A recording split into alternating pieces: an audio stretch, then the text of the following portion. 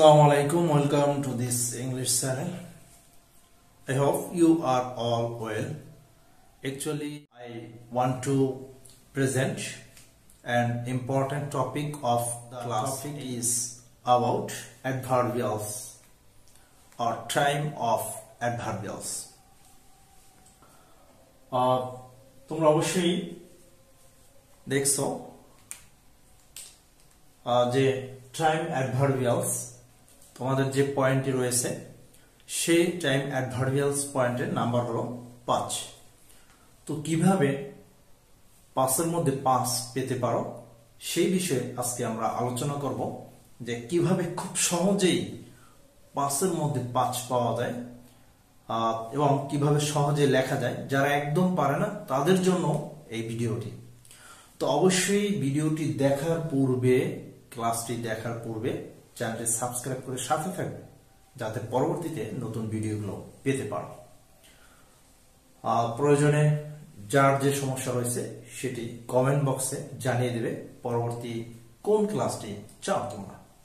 ওকে, আমাদের একটি প্যাসেজ দেয়া থাকবে, সেই প্যাসেজটির মধ্যে কোথায় আমরা টাইম অ্যাডভার্বিয়ালস খুঁজে পাবো সেটি হলো একটি প্রশ্ন, এবং কিভাবে সেখান থেকে খুঁজে বের করার পর how to write new sentences, কিভাবে নতুন সেন্টেন্স লিখতে হয় সে বিষয়ে বলবো।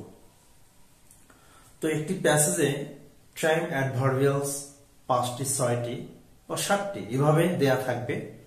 তুমি যে 5টি টাইম অ্যাডভার্বিয়ালস খুঁজে পাবে সেই 5টি লিখবে।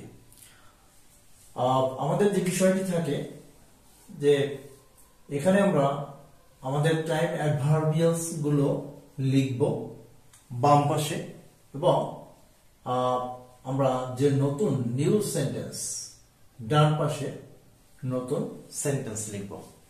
বাম পাশে আমরা টাইম অ্যাডভার্বিয়ালস গুলো খুঁজে লিখব 5টি, এবং সেই 5টি নতুন সেন্টেন্স আমরা ডান পাশে লিখব। একটি প্যাসেজ থেকে খুঁজে বের করার পর বাম পাশে টাইম অ্যাডভার্বিয়ালস এই যে শব্দগুলো বা ফ্রেজগুলো রয়েছে সেগুলো লিখতে হবে, এবং ডান পাশে আমরা লিখব নিউ সেন্টেন্স। তো দেখা যায় একটি প্যাসেজে প্রায় একটি বা 2টি সেন্টেন্স পর পর দেখা যাবে সেন্টেন্স শুরুতে এভাবে কমা রয়েছে। তোমরা অবশ্যই খুঁজে পাবে এভাবে কমা দেয়া থাকে, অবশ্যই কমা দেয়া থাকে।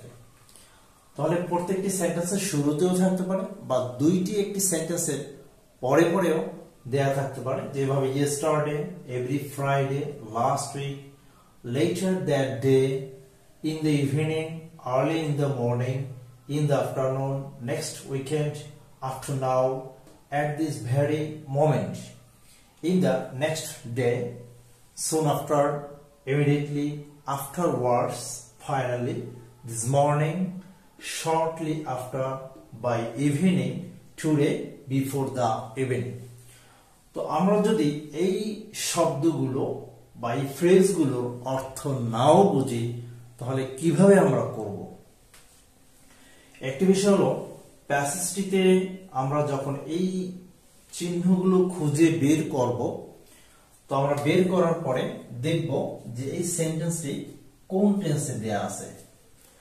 যে চিহ্নটি রয়েছে সেই চিহ্নটির সেন্টেন্সটি বাক্যটি কোন টেন্সে রয়েছে, প্রেজেন্ট নাকি ফিউচার নাকি পাস্ট, পাস্ট ইনডিফিনিট না পাস্ট কন্টিনিউয়াস, না প্রেজেন্ট ইনডিফিনিট না প্রেজেন্ট কন্টিনিউয়াস, না প্রেজেন্ট পারফেক্ট, না পাস্ট ইনডিফিনিট না পাস্ট পারফেক্ট, সেটা দেখতে হবে। তো মোস্ট অফ দ্য প্যাসেজের অধিকাংশ যে প্যাসেজগুলো রয়েছে সেই প্যাসেজগুলোর ভার্বগুলো দেখা যায় পাস্ট ইনডিফিনিট অথবা পাস্ট পারফেক্ট। তো সবচেয়ে বেশি হলো পাস্ট ইনডিফিনিট, অর্থাৎ সাবজেক্ট ভার্বের পাস্ট ফর্ম। তো এই শব্দগুলো আমরা সেন্টেন্স যখন লিখব, যেখানে চিহ্নটি রয়েছে চিহ্নটি এখানে এভাবে রেখেই আমরা নতুন সেন্টেন্স তৈরি করব। মনে করো আমরা একটি প্যাসেজ থেকে বের করলাম যে টুডে অথবা বাই ইভিনিং, তাহলে আমরা যখন সেন্টেন্সটি লিখব শুরুতেই যদি এভাবে দেয়া থাকে সেই শুরুতেই আমরা এই শব্দটি লিখব, শুরুতেই আমরা এই শব্দটি লিখব যেখানে রয়েছে সেখানে। আমরা কিভাবে সহজে চেঞ্জ করে লিখতে পারি, মনে করো একটি সেন্টেন্সে রয়েছে লাস্ট উইক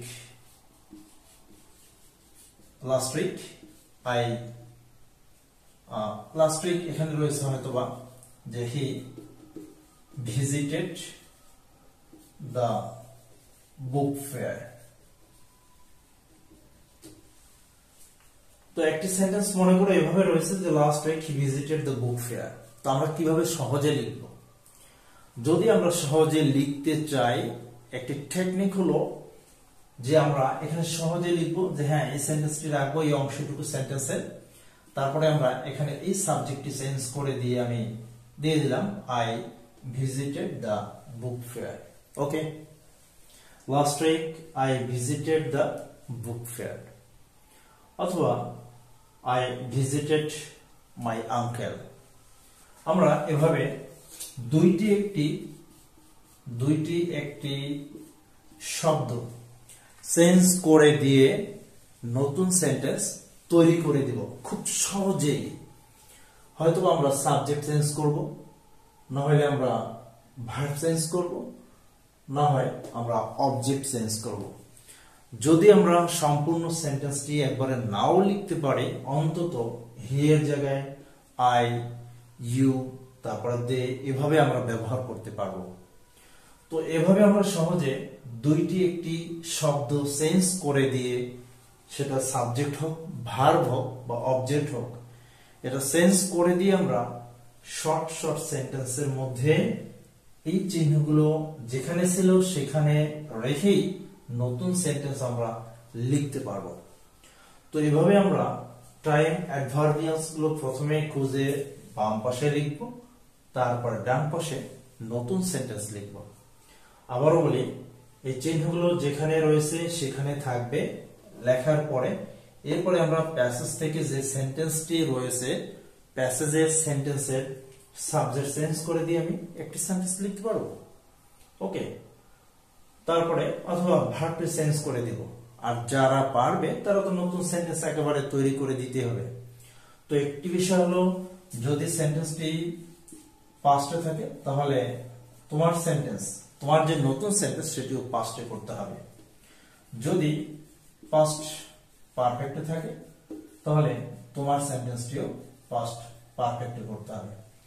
যদি ফিউচার ইনডিফিনিট থাকে তাহলে এখানেও তোমার সেন্টেন্সটি ফিউচার ইনডিফিনিট করতে হবে। অর্থাৎ প্যাসেজে যে সেন্টেন্সে থাকবে সেই সেন্টেন্সেই আবার তোমার নতুন সেন্টেন্স লিখতে হবে, এটাই হলো নিয়ম। প্যাসেজের মধ্যে এই সেন্টেন্সটি মনে করো পাস্ট টেন্সে আছে, এখন যদি তুমি অন্য কোনো টেন্সে লিখো তাহলে সেটা হবে না।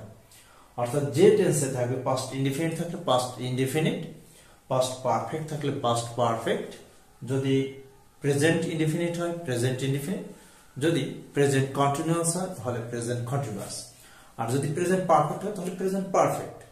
ফিউচার ইনডিফিনিট হলে ফিউচার ইনডিফিনিট, ফিউচার পারফেক্ট হলে ফিউচার পারফেক্ট। অর্থাৎ যে টেন্সে থাকবে সেই টেন্সেই আবার নতুন সেন্টেন্স লিখতে হবে।